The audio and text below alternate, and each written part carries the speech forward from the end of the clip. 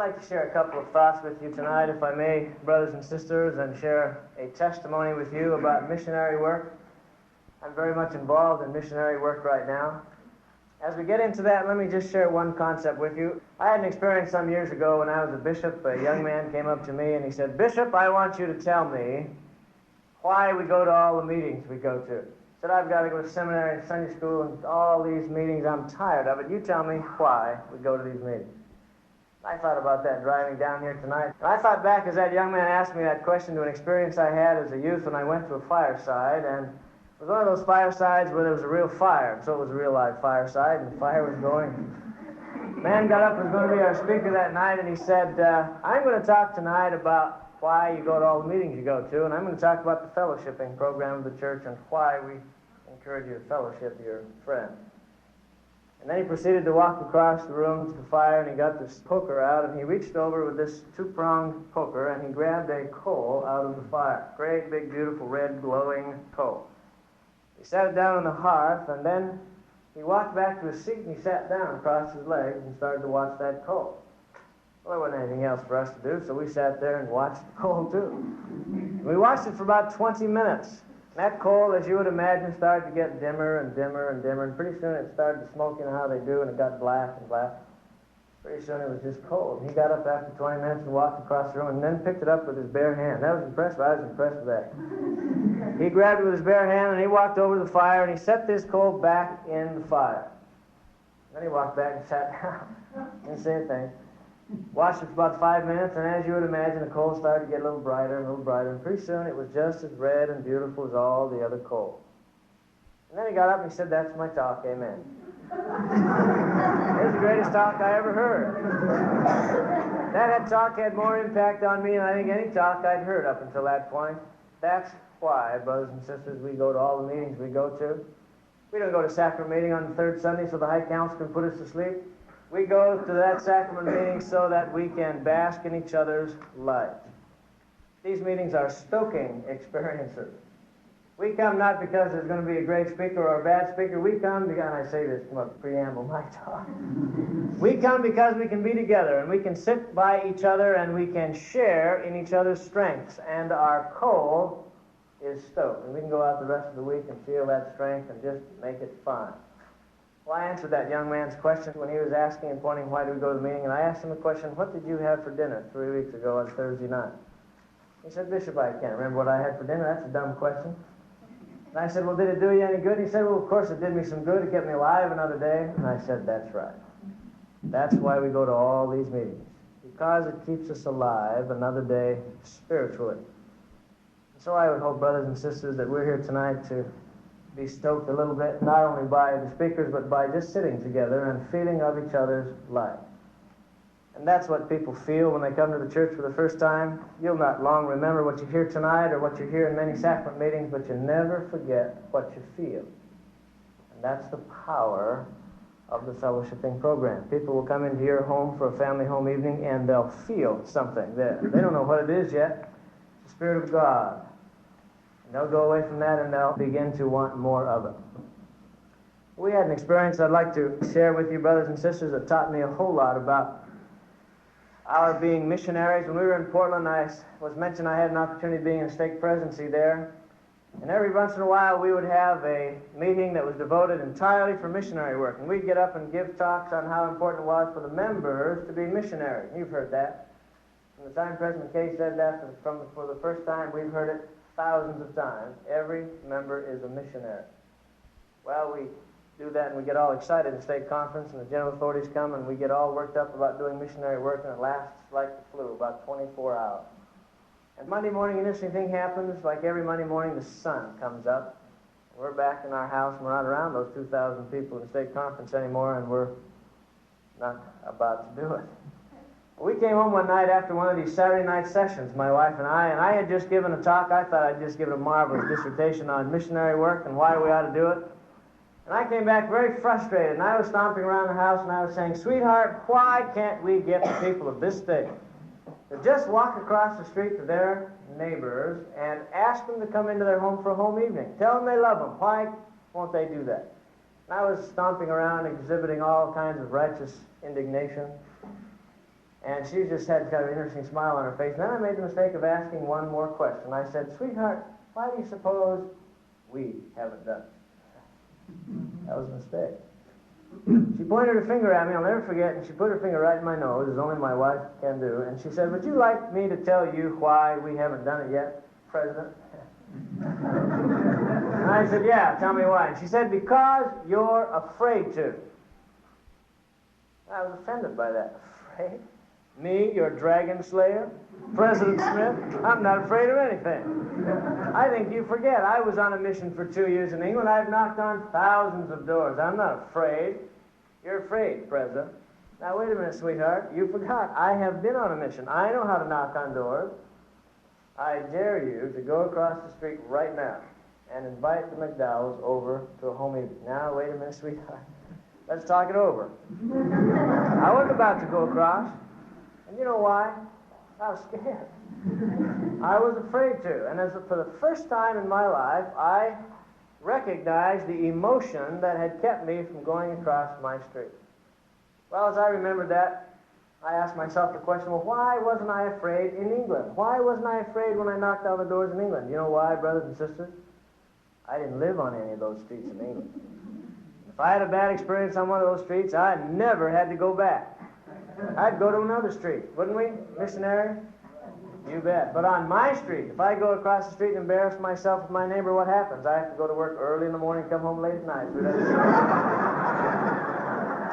Well, it's different when we're here at home, isn't it? Well, I started to learn something about myself. I remembered that the way I got over that fear in the mission field was I had to go before the Lord and get a little extra help. I also learned something about the fact you can't be afraid in front of your family. Dad's not afraid, is he? So I got up in front of my family the next Monday night. We had a little home evening. I have 4 gorgeous daughters and a son. Named him Joseph. Can you believe that? I figured if my parents could do it to me, I'd do it to him. So the only time that's difficult is when they take roll at BYU, and then it's really exciting.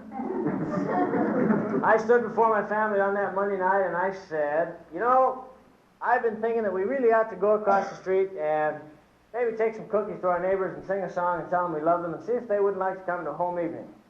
You know, children aren't afraid. They got so excited about that. Oh, Dad, that's great. Let's do it tonight, Dad. Let's do it tonight. Well, I thought we'd do it next Monday night.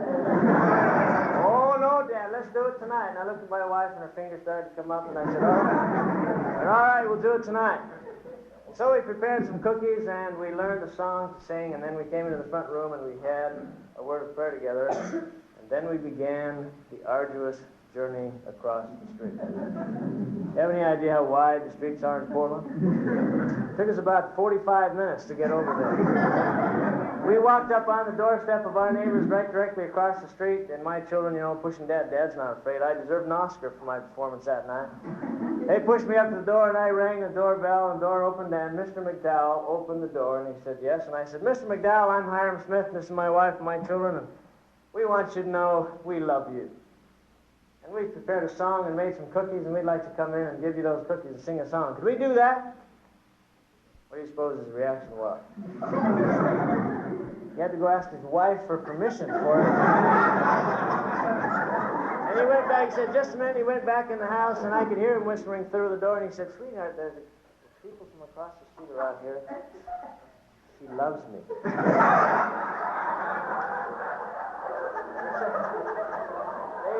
He said they've got some cookies, they want to come in and sing a song. Is that all right? Well, sure, that's all right, come on in. So he came back to the door and said, come on in, and in walked the leper. We felt like lepers because that's how they looked at us as we walked in the house that night. We sang our song and presented our cookies and just had a marvelous experience. And we invited them to come to a home evening, and to our horror, they said, yeah. They said, yeah, we'd love to do that. I think they were mostly curious. They were really curious after we got through.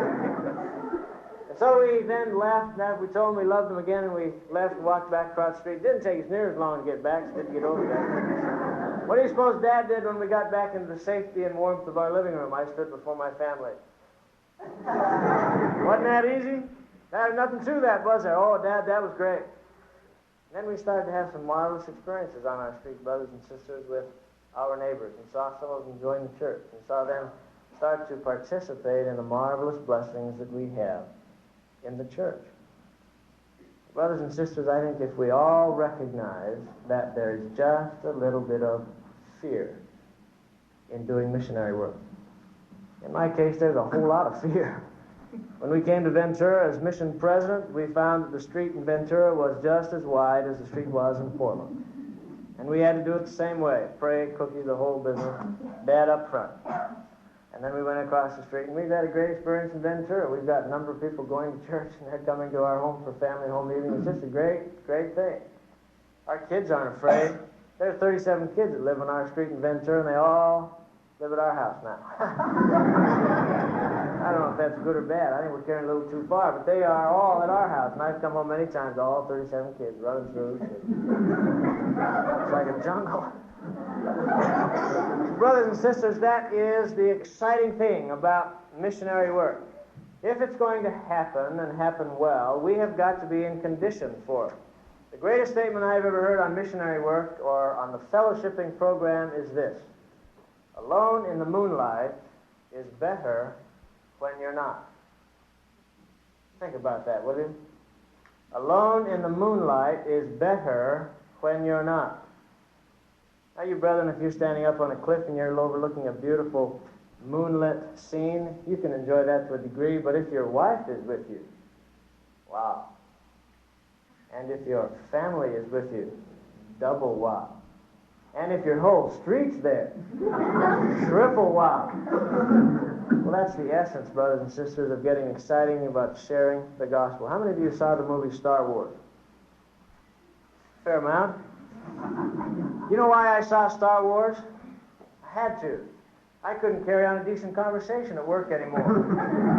Why? I didn't know who Darth Vader was. I didn't know who 3CPO was, or Chewbacca. I know who they are now. They're my heroes. I could go to work then and carry on a pretty decent conversation. Do you have any idea the impact in the world if the members of the church got as excited about sharing their testimonies of the truth as we were about talking about Star Wars? Incredible. Well, that's what the prophet's asking. I'd like to talk tonight, if I may, brothers and sisters, about a conditioning process that gets us from where we are to the point where we can, with some courage, walk across that 400-mile street and tell our neighbors we love them. Brethren, if you want an interesting experience, on Monday, go to the man that you work next to, next office, whatever. Walk in, shake his hand, and say, "Sam, I love you." See what he does. Now, he may look at you a little funny at first, but after about 10 days of that, he'll get hooked on it. And you'll forget one of those days, and he's going to come into your office and say, "How come you didn't tell me you loved me today?" He is going through withdrawal. Now, you ladies know what that's like. If your husband doesn't tell you that he loves you about 4 or 5 times a day, you go through withdrawal. I can tell by the way the phone rings, brothers and sisters, it's my wife and I've missed. I just pick up the phone and say, "I love you," and she says, "Thanks," and I hang it back up. In fact, it got to the point in our family where I bought her a watch for Christmas last year. Great little one of these digital watches. You know, you push it once and it gives you the time. You push it twice, gives you the date. You push it 3 times and it punches out, "I love you." Great little watch. Saved me a big phone bill. But we all do that, don't we? We go through withdrawal if we don't get it, and when we start to achieve that love in our lives, we bask in it. That's what the whole fellowshipping process is about. Well, how do we get in condition for that? I suggest to you tonight, brothers and sisters, that if we are going to be decent emissaries of our Father in heaven, we have got to be the best at what we do. I don't think there is any greater compliment that can be paid anyone in any field than for a peer to say he or she is really good. You ever heard that? You've heard it of actors and actresses. You've heard it of media people. Boy, he is good. You ever seen him? He is something. Well, I believe that if we are the best at what we do, that says just a whole lot to a lot of people. Well, if we're going to be the best at what we do, we have also got to be the best in our responsibility as sons and daughters of God in acquiring testimonies of the gospel. We have got to have our own testimony. It starts out with a little bit of effort on our part. Prayer, learning, study, thinking, experimenting with the gospel, and then testimony starts. As testimony starts, we start to develop a thing called faith. And as faith begins to become part of our lives, that's when the miracle occurs. That's when the miracle occurs. Well, how do we acquire faith? How do we get from where we are to the faith? And faith is courage. Faith is the ability with courage to walk across that street, walk into the next office, take every opportunity we have to bear our testimonies. I had a great experience last Sunday night. I was interviewed on the Carol Hemingway show. I don't know if you're familiar with that show. I wasn't until last Sunday night. She called me up and asked me to come down. I said, sure, and I came down. And it was a great experience. She let me bear my testimony and tell the Joseph Smith story and talk about the Book of Mormon. It was a great experience. And then some people called in. That was sort of interesting. But we had a chance to bear our testimony on the radio, and that was a marvelous experience. Well, brothers and sisters, why is it important to gain our own testimony? I want you to know, brothers and sisters, that in every age of time, since the beginning of this earth, when the Church of Christ has become a political and economic power, that the persecution has started and risen in direct proportion to that threat, that economic and political threat. When Christ was on the earth, yeah, they didn't like what he taught much, but the Sanhedrin and the Romans were a lot more concerned about the number of people that were beginning to follow him. And they couldn't deal with that, and so they got rid of it. When Joseph Smith and the people were starting to grow, they didn't like what he taught so much, but what they really didn't like in Illinois, that he was seriously considering running for the presidency of the United States. They believed in Illinois that he could do it. Governor Thomas Ford was shook by the Mormons. Nauvoo was the most beautiful, biggest city in Illinois, bigger than Chicago. And the persecution mounted because of the strength of the church. Well, I suggest to you that the church is once again, today, becoming an economic and political threat to a lot of people, and the persecution is beginning again, subtly perhaps, but it's beginning again. When Brigham Young stood up before the people in Nauvoo and said, I want you to follow me, we're going to go out to this really neat place out west. I'm not really sure where we're going, but it's out there and I know it's neat, and I want you to go with me. How many people do you suppose went with Brigham Young? This is a statistic that we don't broadcast in the church, but you ought to know it. 17% of the membership of the church followed Brigham Young. You know that? You ever ask yourself, why? Because it wasn't comfortable to follow Brigham Young. Leave my beautiful home here in Nauvoo? Go out there in a wagon? How many people do you suppose pay a full tithing in the church today? About 30%. How many go to sacrament meeting on a regular basis? About 33%. How many hold regular family home evenings? About 35%. Why? Because, brothers and sisters, we have not acquired the ability to find out for ourselves that the gospel of Jesus Christ is true. You can't bask on somebody else's life. You can be strengthened by it.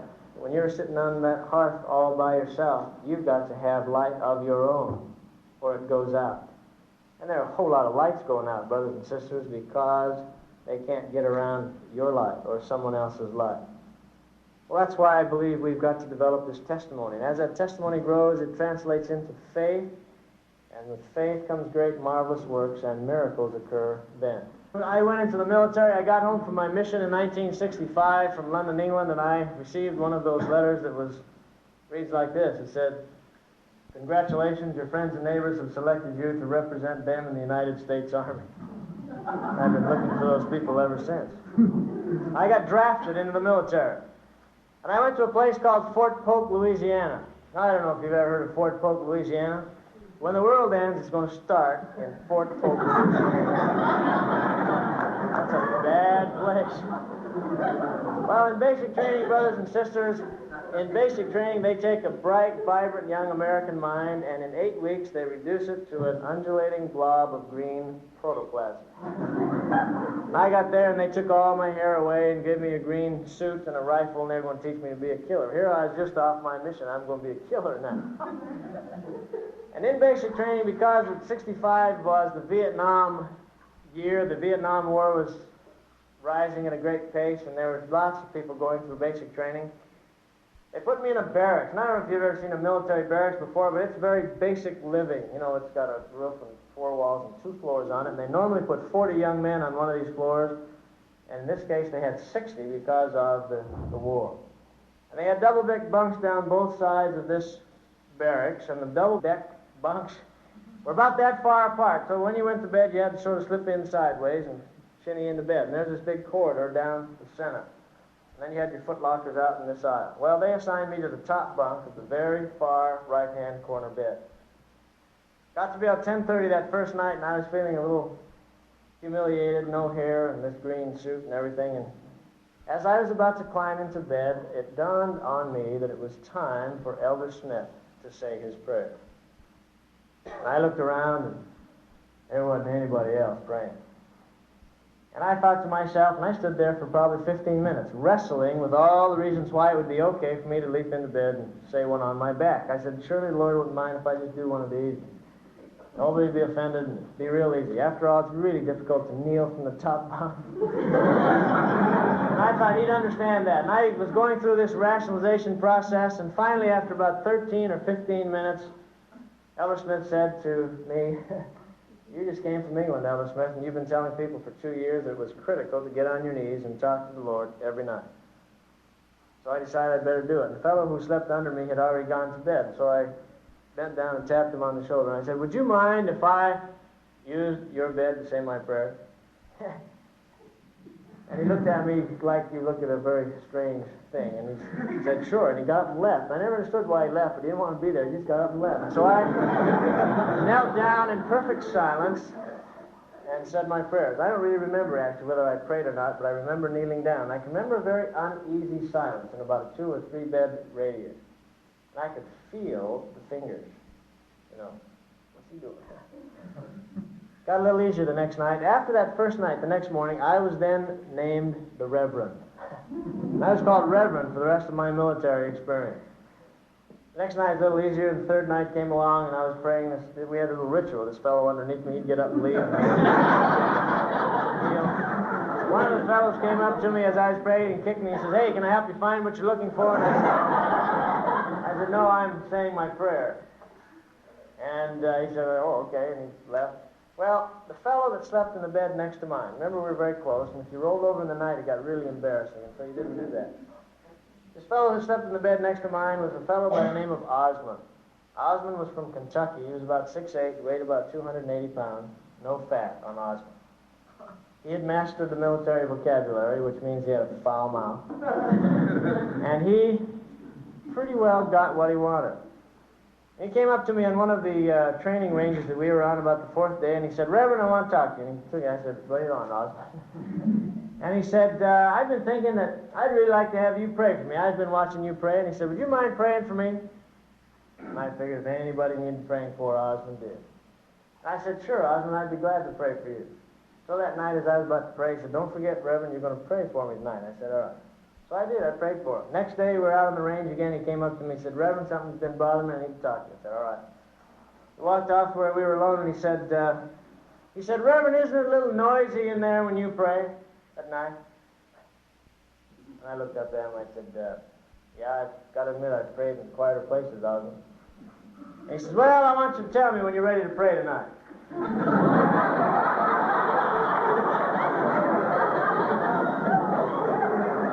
I looked at him and I said, well, okay, Osmond, I'll tell you. I forced it out of my mind. I didn't want to remember that, I guess, because I had forgotten that night, and I was getting ready for bed about 10:30. He walked up. He said, Reverend, you ready to pray? I looked up at him and I said, yeah, it's time, Osmond. He proceeded to walk out in this center aisle. He started with 7 of the foulest words you can imagine. And he said, I want quiet in here. Just like that, you could have heard a pin drop. All 60 of these young men on this floor came out to the edge of their bunks, and they were looking down that aisle. Here stands Osmond, all 6-8 of them, and here stands the Reverend.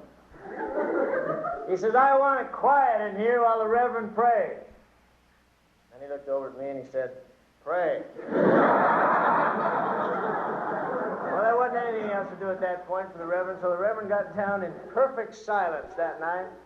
said his prayers. Well, it turned out to be a marvelous experience. For the next 8 weeks, I could not have gone to bed without praying if I'd wanted to. And I had to meet his schedule. One night I was in the shower and I had to come up and pray wet because everybody was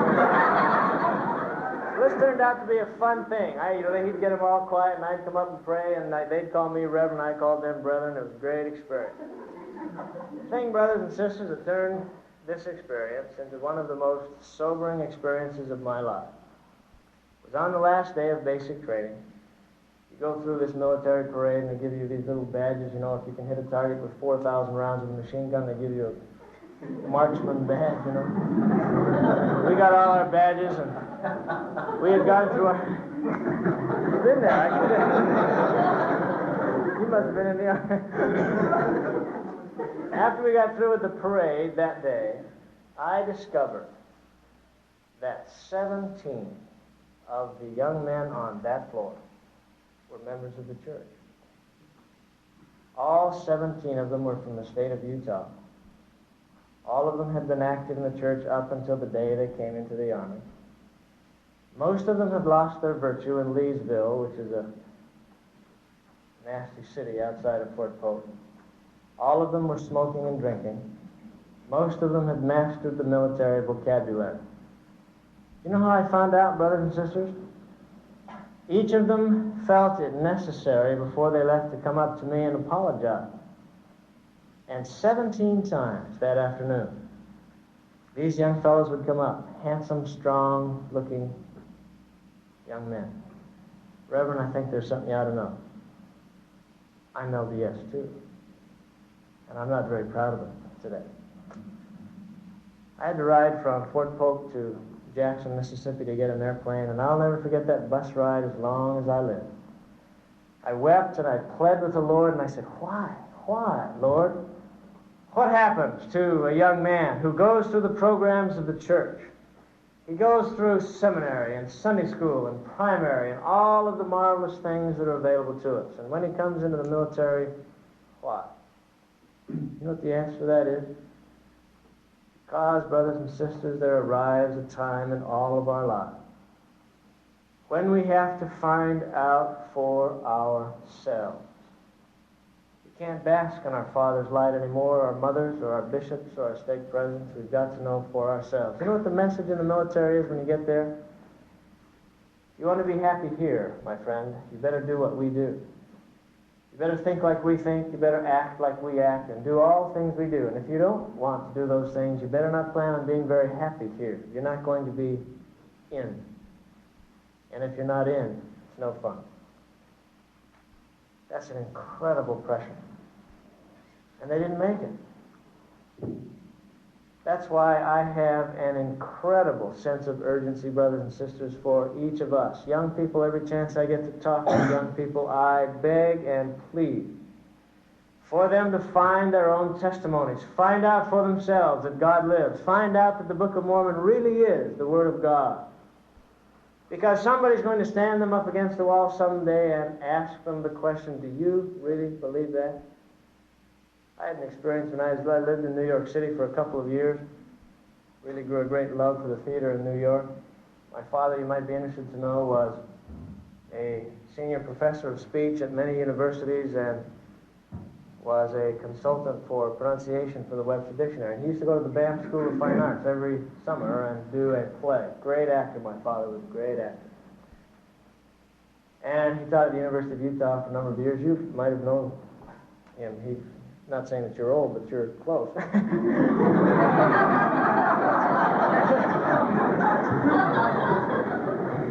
I lived back in New York for these couple of years, and I was a young man. This is prior to my mission experience, and I was living with a very dear friend of mine, not a member of the church. I had a brush with some inactivity, and we came home one night after a late night of working, and we started to talk about religion, and he proceeded to tell me about his faith. He is a brilliant young man, has since graduated from Cornell University in oceanography, has a PhD, and is teaching at Rhode Island University. Bright guy. And he told me about the Baptist church, and he finished off what he said about the Baptist church by saying this. He said, you know, religion is great for kids and old people. We don't need it, do it. We're so slick. We don't need it. Tell me about the Mormon church. And so I began to tell him about the Mormon Church, and I was ecstatic. It took me about 23 minutes to give him a core dump on everything I knew about the Mormon Church. And I began by telling him the Joseph Smith story. And I had a very interesting experience as I told my very close dear friend, Artie Gaines, the Joseph Smith story. I said, well, you know, there was this kid in upstate New York. And I started to sweat. Because when I said upstate New York, I realized I was in New York City, and I wasn't very far away, a couple hundred miles. And I knew what I was going to have to tell him. I said, you know, he wanted to join a church, and so he, he went out into this grove of trees, and he knelt down and decided to pray. And, you know, while he was praying, he was praying there, his knee on the ground, and this great light came down. And Artie Gaines' eyes started to get about that big around. And I said, this light came down and shone all around, and, you know, and he looked up, and there were two men standing in the light.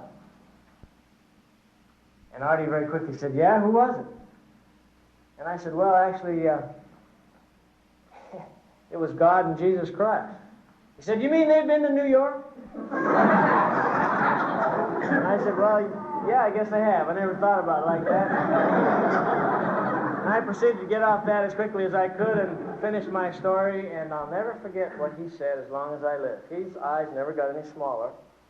After I finished this wild tale, he looked at me and he said, Hyrum, do you really believe that?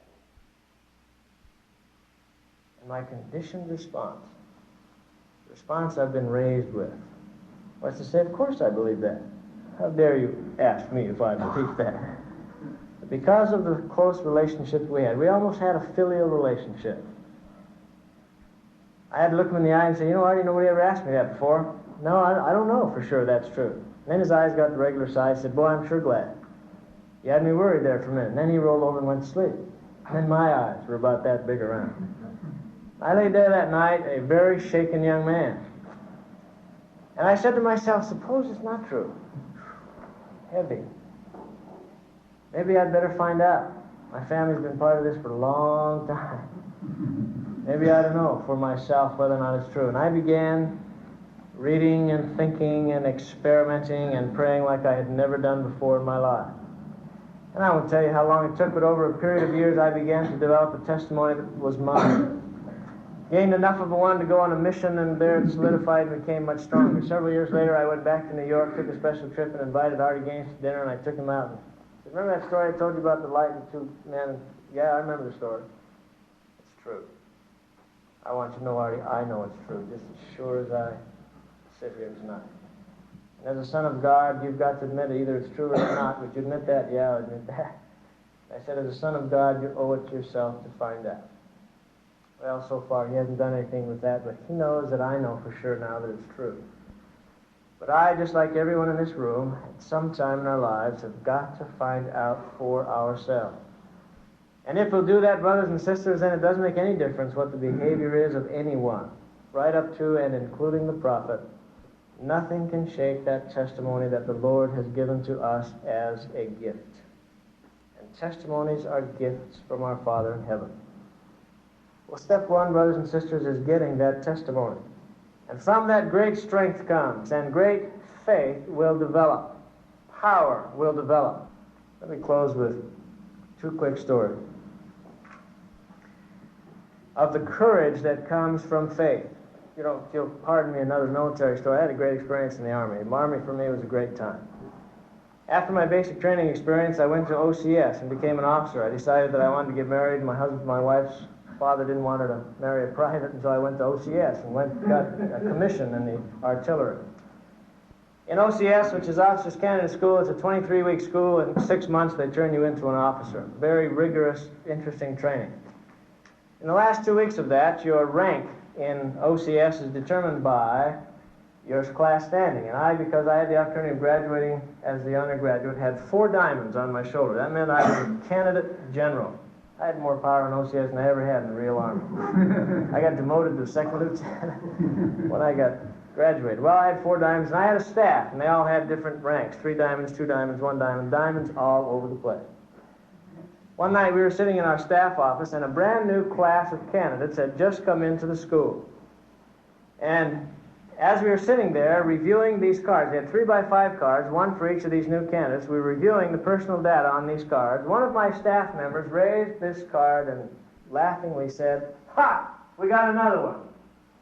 I said, "We got another what?" He says, "We got another reverend." Oh, they thought that was great. And they joked about it and laughed and handed me the card. Sure enough, I looked at this card in the bottom right-hand corner. It said, "Religious Preference, LDS." Right underneath that, it said, "Language Spoken, French." That told me something.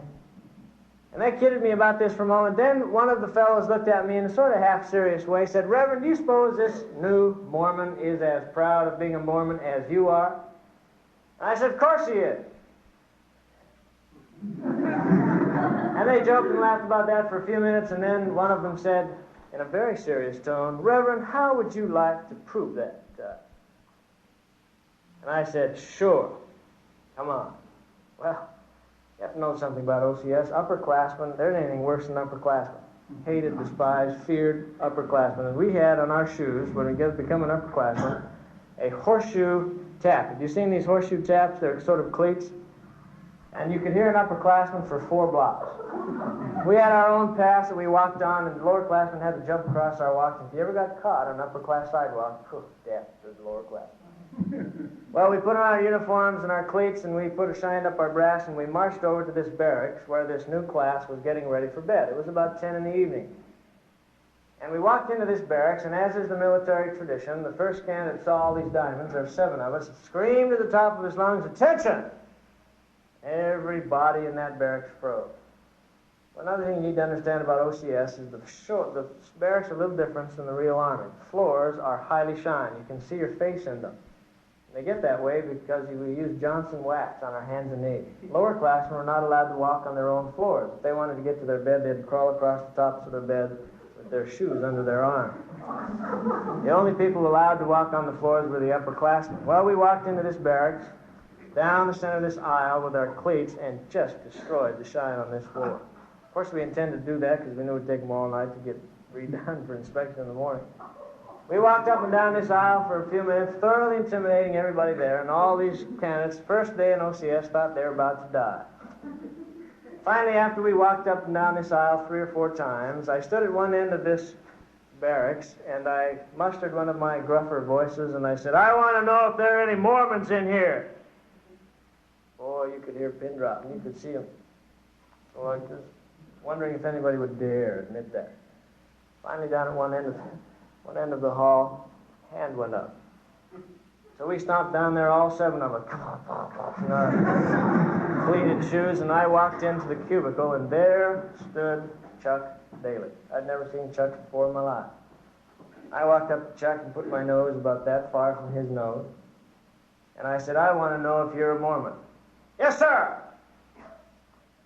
"Are you proud of being a Mormon?" "Yes, sir." And I said, "I'm sure glad. I'm Hyrum Smith." He fell apart and he put his arms around me, and I put my arms around him, and I had my arm around him. I turned to my staff and said, not a very humble way, "Told you so." And they stood there and thought, "Oh, gee, we got another." And then I introduced myself to the rest of these candidates that were standing in the room, and I said, "I want you to watch Chuck Daly. 6 months from now, he's going to graduate wearing 4 diamonds." And I turned to Chuck and I said, "Thanks, Chuck." I shook his hand and laughed, and I've never seen him since. 6 months later, I couldn't stand the suspense, and I was in Germany. I got back in touch with the OCS school, and sure enough, Chuck Daly graduated with those 4 diamonds. I'll never forget as long as I live, brothers and sisters, the majesty of that young man. Standing there, never having seen me before, not knowing what was coming, great pressure. That was a tremendously pressured experience. Unequivocally saying, "Yes, sir, I am a Mormon. And I don't care who you are, who knows it. I am a Mormon." Where does that kind of strength come from? It comes from having your own testimony. And as that testimony grows, faith grows. And courage comes with faith. And miracles happen with faith. Last story, and I'll be still. There was a man standing on a very high cliff, about 900 feet from the ground. As he looking over this great expanse, a great wind came up and blew him off the cliff. As he was falling, anticipating the greasy spot at the bottom, he cried out and said, "Oh, Lord, don't let me die." Just about then, a branch appeared on the side of the cliff, and he reached out and grabbed this branch. There he hung about 500 feet from the ground and about 400 feet from the top, and there was moss on the walls, probably in Portland, Oregon. Couldn't climb up and he couldn't climb down, and wondering what he was going to do. As he hung there, a voice whispered in his ear very softly and said, "Believest thou that I created the wind that blew you off this cliff?" And very quickly the man said, "Yea, Lord, you know I believe." And then there was a long pause, and the voice whispered a second time, very softly this time, and said, "Believest thou that I created the branch that broke your fall and saved your life?" And very quickly the man said again, "Yea, Lord, you know I believe." And then the pause seemed even longer, and the voice whispered a third time, this time almost imperceptibly, "Believest thou that I could create a wind to blow you back up to the top of this cliff?" "Yea, Lord, you know I believe." And then several hours went by, and the voice whispered a fourth time, this time just so he could barely hear it. And the voice said, "Let go." Now, brothers and sisters, we are in that position. The Lord is asking us to let go. Do you have the faith to let go? You know what Paul would have done? He would have opened his hand and enjoyed the ride back up to the top. I hear people all the time saying, "Yea, Lord, you know I believe, but home teaching's too much. Yea, Lord, you know I believe, but walk across my street and tell my neighbors I love them. Yea, Lord, you know I believe, but do my visiting teaching? Too much."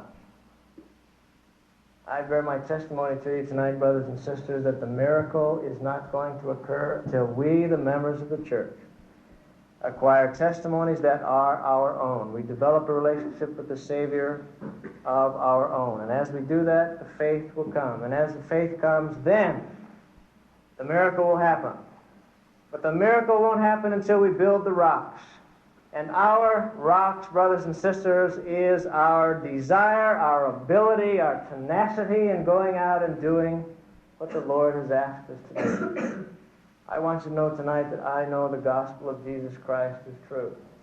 I know that Joseph Smith did see and speak with God and Jesus Christ. And that is the most powerful, magnificent message in the world today. I plead with you, people who have an opportunity in a big way to make this message known to the world, to strengthen yourselves inside so that when the heat comes and the opportunities come, and they usually come simultaneously, you'll be able to stand up and do what the Lord has sent you and prepared you and given you the talents to do. I bear this testimony to you humbly tonight in the name of Jesus Christ. Amen. Amen.